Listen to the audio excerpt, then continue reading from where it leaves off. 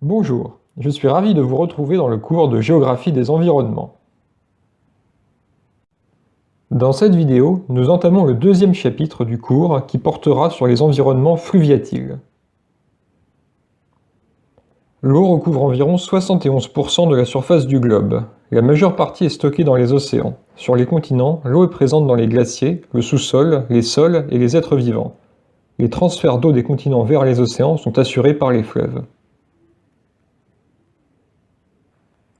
Comme vous pouvez le voir sur ce tableau, les fleuves représentent seulement 1/1000e de l'eau présente sur Terre. C'est donc un réservoir infime. Cependant, l'eau fluviale n'est pas statique, elle est en écoulement. Le temps de résidence de l'eau dans les fleuves est donc extrêmement court, en moyenne 16 jours. Cela signifie qu'une molécule d'eau ne reste en moyenne que quelques jours dans un fleuve avant d'arriver à l'océan. En raison de ce temps de résidence extrêmement court, les fleuves assurent à eux seuls 36% des transferts d'eau au départ des continents. Nous allons voir dans ce chapitre comment ils prennent naissance, comment leur morphologie évolue sous la contrainte des paramètres climatiques, structuraux et topographiques, et comment en retour ils façonnent le paysage. Vous retrouvez ici les 3 ouvrages sur lesquels j'ai basé l'ensemble du cours. Pour aller plus loin dans ce chapitre, je vous recommande la lecture de Géomorphologie dynamique et environnement de Monique Faure, François Bétard et Gilles Arnaud Facetta. Dans cette première partie, nous allons voir comment sont générés les écoulements qui aboutissent à la formation des cours d'eau. Le relief, comme vous le savez, est constitué de versants. Les versants sont délimités en haut par des crêtes et en bas par des talwegs. Quand l'eau présente dans l'atmosphère précipite, elle tombe sur les versants. C'est ce qu'on appelle l'eau météorique. Sous l'effet de la gravité, elle est ensuite entraînée en bas de versant et collectée dans le talweg. Nous allons voir à présent par quel processus. Le processus le plus superficiel est appelé ruissellement. Il s'agit des écoulements qui se produisent à la surface du sol. Le ruissellement est généré dans 3 cas de figure. Premièrement, lorsque les précipitations sont supérieures à l'infiltration dans le sol. Dans ce cas, le sol est momentanément saturé et l'eau qui ne peut pas s'infiltrer s'écoule en surface dans le sens de la pente. C'est ce que l'on appelle le ruissellement orthonien. Ensuite, le ruissellement de zone contributive. Dans ce cas, le sol est saturé parce que le niveau de la nappe phréatique atteint la surface du sol. Et enfin, le ruissellement OPS pour organisation pelliculaire superficielle.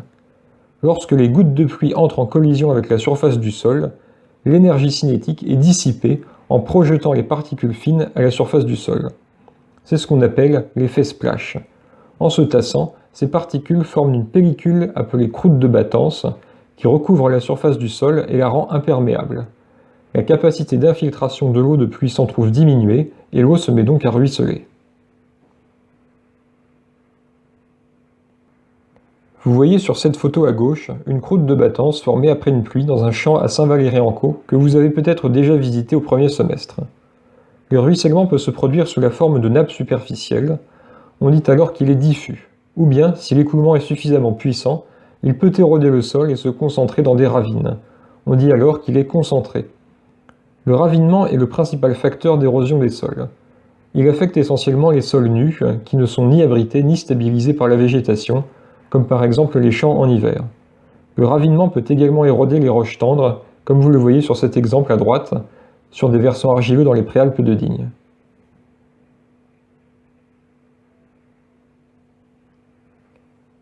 Voici un autre exemple de ravine profonde sur un versant en Patagonie.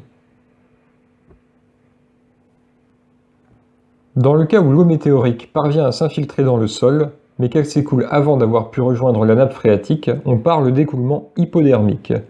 Ils peuvent se produire soit de façon diffuse, à travers la porosité de la roche, soit de façon concentrée, à travers un conduit souterrain.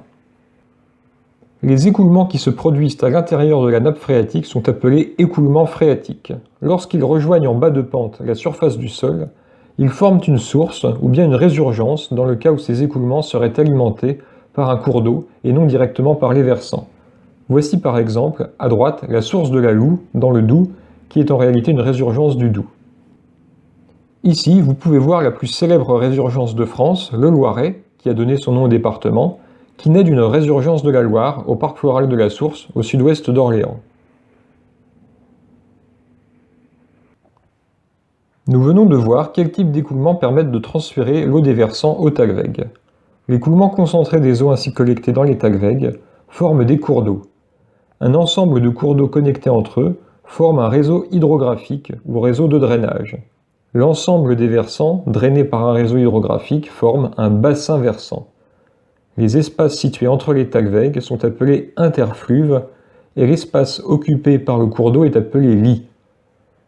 Le bassin versant est délimité par une ligne de partage des eaux, qui est une ligne de crête au-delà de laquelle les eaux sont drainées par un autre réseau hydrographique. L'ensemble du réseau aboutit en un point de sortie unique qui est appelé exutoire. Si l'exutoire ultime du bassin versant est l'océan, alors on dit de ce bassin qu'il est exoréique, c'est le cas le plus fréquent. Si l'exutoire ultime est une dépression continentale, on parle de bassin endoréique. Voici par exemple en vert un bassin versant exoréique, le bassin versant de la Seine. Le réseau hydrographique figure en bleu. Cela signifie que toute l'eau drainée sur cette surface est acheminée via le réseau hydrographique vers l'estuaire de la Seine.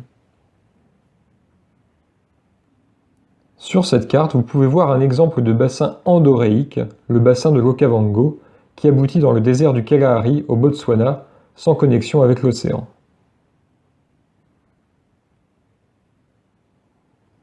Le volume d'eau drainé par unité de temps par un cours d'eau est appelé débit. Les débits ne sont bien sûr pas identiques d'un bassin versant à l'autre. Ils dépendent de la surface drainée, du taux moyen de précipitation, donc du climat, et du taux de ruissellement, donc de la nature du sol. À l'intérieur d'un bassin versant, on observe également des variations annuelles de débit, déterminées par les variations annuelles de quantité de précipitation. Si vous habitez à proximité de la Seine, vous avez sans doute déjà remarqué que le niveau du fleuve n'est pas constant au fil de l'année. On appelle basses eaux ou étiage le niveau le plus bas de l'année et hautes eaux le niveau le plus haut de l'année. Parfois, en période de hautes eaux, le cours d'eau déborde de son lit mineur. Cet événement est appelé crue, comme par exemple ici en mars dernier sur les quais de Rouen. Il y a donc des variations saisonnières de débit. D'après vous, quel est donc le facteur expliquant ces fluctuations? Eh bien, c'est la nature des précipitations collectées par le réseau hydrographique.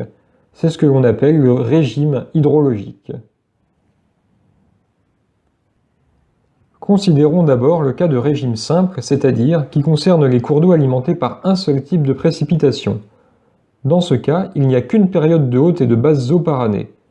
Sous les latitudes tempérées en basse altitude, la principale source d'alimentation sont les pluies. Donc, les hautes eaux se produisent lors des périodes de l'année où les pluies sont les plus abondantes, principalement de l'automne à l'hiver. Inversement, les basses eaux se produisent lors des périodes de l'année où les pluies sont plus rares et l'évaporation plus forte, principalement en été. Le contraste saisonnier est modéré, c'est le régime pluvial. C'est par exemple le cas de la Seine. Dans les hautes latitudes et en montagne, à votre avis, quelles peuvent être les sources d'alimentation en eau des cours d'eau? Eh bien, il y a d'une part les glaciers, on parle alors de régime glaciaire, et d'autre part la neige, on parle alors de régime nival. Si l'eau provient des glaciers, d'après vous, en quelle saison se produiront les hautes eaux? Eh bien, elles se produiront lorsque le maximum de glace se mettra à fondre. Et ce sera donc lorsque les températures maximales seront atteintes, donc en été. Et le reste de l'année, tant que la glace ne fond pas, le débit est minimal. Le contraste saisonnier est donc fort. À présent, si l'eau provient des neiges, d'après vous, en quelle saison se produiront les hautes eaux? Eh bien, elles se produiront lorsque le maximum de neige se mettra à fondre. Et en quelle période de l'année, d'après vous, fait-on fondre la plus grande quantité de neige? C'est à la fin du printemps et au début de l'été, lorsque l'augmentation des températures fait fondre les neiges tombées en hiver. À partir de la fin de l'été, la majeure partie de la neige a déjà fondu et donc le débit diminue. Les basses eaux sont atteintes en hiver lorsque la neige s'accumule et fond peu. Le contraste saisonnier reste fort, mais relativement moins marqué que celui du régime glaciaire. Le régime pluvial tropical est une variante du régime pluvial. La principale source d'alimentation sont les pluies. Le contraste saisonnier est très fort, avec des hautes eaux lors de la saison des pluies, en été et en automne, et des basses eaux lors de la saison sèche, en hiver et au printemps, en raison de l'absence de pluie et de l'intensité de l'évaporation. Bien souvent, les modes d'alimentation en eau d'un bassin versant sont multiples. Le régime est dit mixte lorsqu'il présente deux modes d'alimentation principaux. Il y a donc deux périodes de hautes eaux et deux périodes de basses eaux par année. Voici deux exemples de régime mixte. Premièrement, le régime pluvio-nival. Dans ce cas, le débit présente un maximum à la fin du printemps, dû à la fonte des neiges, et un maximum en automne, dû aux fortes pluies. Le contraste saisonnier est adouci, car l'influence pluviale est dominante. Deuxièmement, le régime niveau-pluvial. Il présente les mêmes maxima, mais un pic majeur est atteint à la fin du printemps, lors de la fonte des neiges, car dans ce cas, c'est l'influence nivale qui est dominante. L'importance du débit annuel est utilisée par les hydrologues pour ordonner les cours d'eau des réseaux hydrographiques. Un cours d'eau qui se jette dans un cours d'eau de débit supérieur est son affluent, ou tributaire. Et inversement, le cours d'eau qui le reçoit est appelé son émissaire. Le point de jonction entre les deux est appelé confluent. Un segment de cours d'eau délimité par deux confluents est appelé bief. Afin de donner une idée du degré de ramification d'un réseau hydrographique, on attribue au bief un nombre, le nombre de Strahler. Si le bief est issu d'une source et ne reçoit pas d'affluent, il porte le nombre 1. S'il est issu d'une confluence entre deux biefs issus d'une source, il porte le nombre 2. S'il est issu d'une confluence avec au moins un bief de nombre 2, il porte le nombre 3, etc. Entraînez-vous chez vous en dessinant de petits réseaux hydrographiques. Comme vous pouvez le deviner, la morphologie des talwegs et des interfluves est contrainte par la structure géologique sous-jacente. Donc le tracé des réseaux hydrographiques reflète en grande partie l'organisation structurale du relief. Le cas le plus courant est celui des réseaux dendritiques. Ce sont des réseaux en forme d'arbre qui se développent sur des structures acclinales ou bien de lithologie relativement peu contrastée. En voici un exemple sur Mars. Les réseaux parallèles se développent sur des pentes abruptes et de résistance homogène. Les réseaux en treillis se développent principalement sur des structures plissées. Dans ce cas, la direction principale d'écoulement suit l'axe des plis et les cours d'eau parallèles sont parfois interconnectés par un émissaire perpendiculaire à l'axe des plis. Lorsque ce cours d'eau passe à travers un anticlinal, il forme une vallée appelée clue ou cluse. Voici quelques exemples de clues où la structure de l'anticlinal est mise à jour par l'incision fluviale. La clue de Barle, dans la vallée du Besse, dans les préalpes de Digne. La clue du Pérouret, située plus en aval, dans la vallée du Besse, sculptée dans les calcaires titoniques.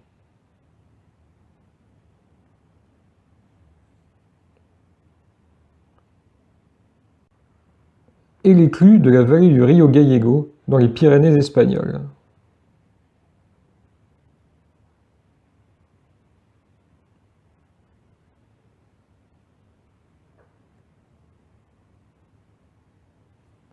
Les réseaux radiocentrifuges. Ce sont des réseaux qui se développent en divergeant depuis le sommet d'un relief conique.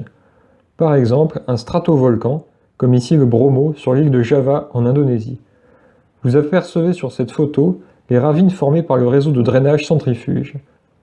A l'inverse, les réseaux radiocentripètes convergent vers une dépression centrale, comme par exemple un cratère de volcan ou un cratère d'impact. Les réseaux annulaires se développent sur des structures concentriques, comme des intrusions plutoniques ou des dômes métamorphiques, mises en relief par l'érosion différentielle. Un très bel exemple est le réservoir Manicouagan, qui est un lac de barrage annulaire au Québec, de 63 km de diamètre, dont le réseau hydrographique s'est développé autour d'un ancien cratère d'impact. Les réseaux orthogonaux. C'est un type de réseau relativement rare qui se développe en exploitant les réseaux de fractures présents dans les socles aplanis de lithologie homogène. Les réseaux sinueux, ou anarchiques, se développent sur tout type de structures complexes. Et pour finir, les réseaux multibassins, ou à dépression multiple, qui se développent sur des formations superficielles, présentant une surface mamelonnée avec de nombreuses dépressions sans direction préférentielle générale d'écoulement. C'est le cas par exemple des formations superficielles d'origine glaciaire dans les hautes latitudes.